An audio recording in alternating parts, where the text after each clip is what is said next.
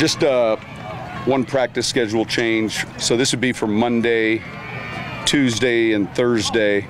Initially we had it at 8:50 scheduled. Those will be from 11 to 1:30 approximately. And then obviously the Wednesday schedule still listed for 7 p.m. on the North Shore at Mandeville. So it's really Monday, Tuesday, Thursday where there's a schedule change. So today's schedule for all of our guys was weights, the film in the morning, and then the practice in the afternoon. We had a little bit of an installation, made the corrections from the game tape, and kind of going from here, getting acclimated, obviously, to the weather. Any questions? How much of the plan was it to get a lot of these injured guys back in the field here? Is it just kind of coincidence? Or? I think part of it's coincidence. I would say a lot of it is. You know, probably as early as 2 weeks ago, there was a handful of 2 or 3 guys that we felt like this would be a week that. But I think it's important that we don't measure the rehab or the recovery of an injury in like this coming week. You know, we got to pay attention to how it's doing, and in a case like Drew, for instance, making sure he's healthy and not just hurrying back. If there's a handful of players like that, Kenny, I'm just naming a few. Sean, correct me if I'm wrong. The first 2 preseason games, have you handed the play calling duties to Pete Carmichael?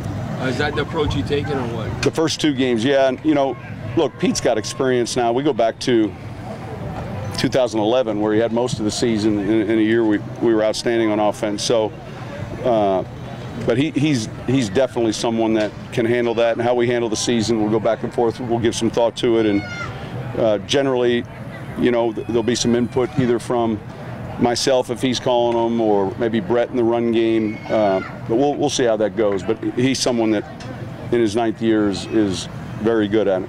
Sean, what's your plan with Drew this week, and do you hope that he will be able to play? Yeah, today I think our plan is that he'll be able to. Like I said earlier, I want to make sure that we're not looking at the date ahead of the injury, but today he went full participation, and I think he's feeling a lot better.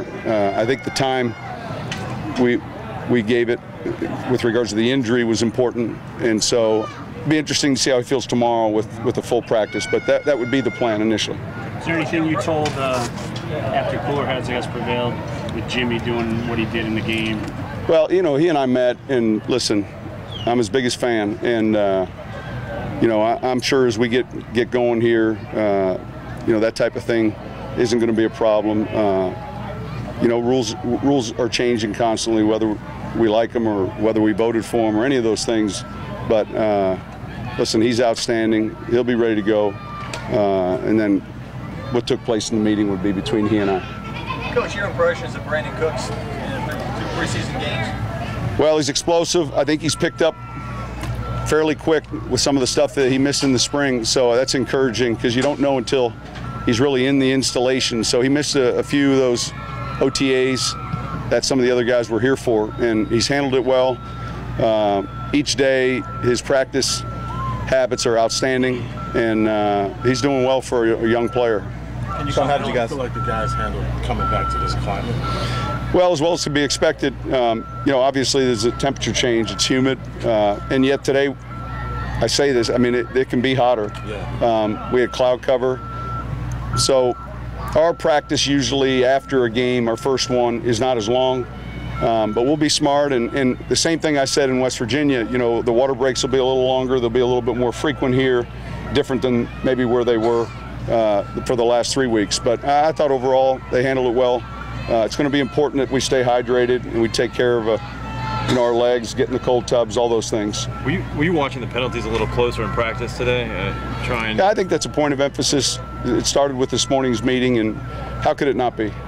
You know, with that many, I mean, listen, and I know they're up throughout the league in the preseason, but I know we're at the top of a preseason schedule. So those are things we got to get corrected. Do you think defensive players in general, have you talked to the team about, do you think they're going to have to make a significant adjustment in how they cover passes this year? Or do you think you see more in the preseason than you'll actually see in?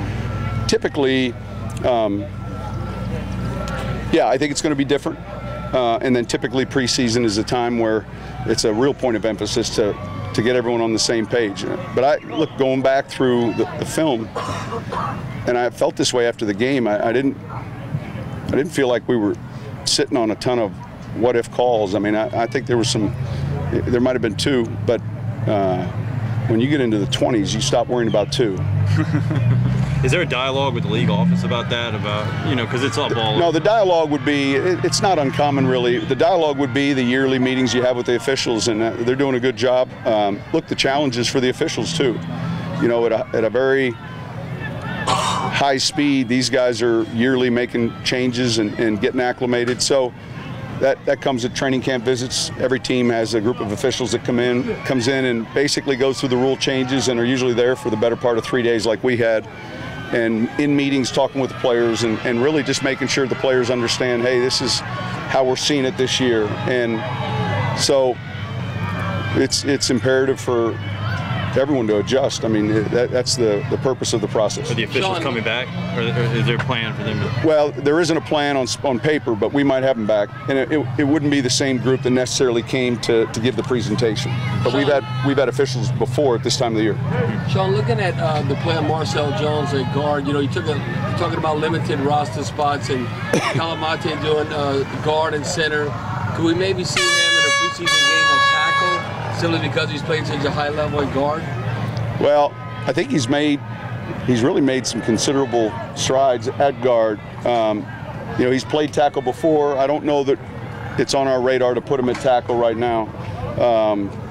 But I think he's gotten some valuable reps with the first unit, and you know, there's some good things on tape, and then some things that he's working to improve. But you know, we still got, fortunately, 2 more games and quite a bit of time. But he's someone that I would say is steadily worked on some of his deficiencies and gotten better and better. He's got good power, and he's smart. He knows what to do.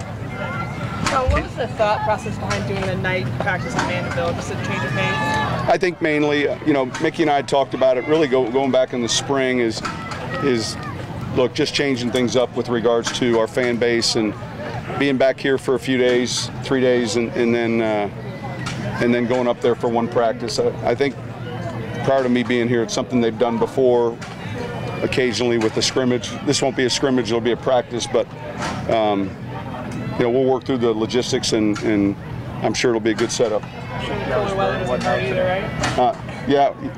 Yeah. I mean, by nighttime it's a little cooler, but. Hey, Sean, forgive me if this question's been asked, okay, but if the injury to Drew had occurred during the regular season, would he have been able to play the next week? I would say this: the decision, Brian, would have been based on, is it going to linger then for the next 5, 6, 7, 8 weeks, or is it something that, with the proper rehab, was going to get better? My guess would be we probably would have been smart and rest, because listen, there's some other areas, but this one is right. Every time you torque your body to throw, I think it would have become more problematic and set him back more. And yet that's just based on how it sounded, you know, and I know it was pretty significant, pretty sharp. Yeah. Is that a similar situation? He should be out here tomorrow. He'll be out here tomorrow, and my guess is, we're waiting to get the final okay, but he's been cleared. Obviously, he's been practicing, and I think he's going to be able to start all the team activities now. But we're waiting to hear, and we should have him at practice tomorrow.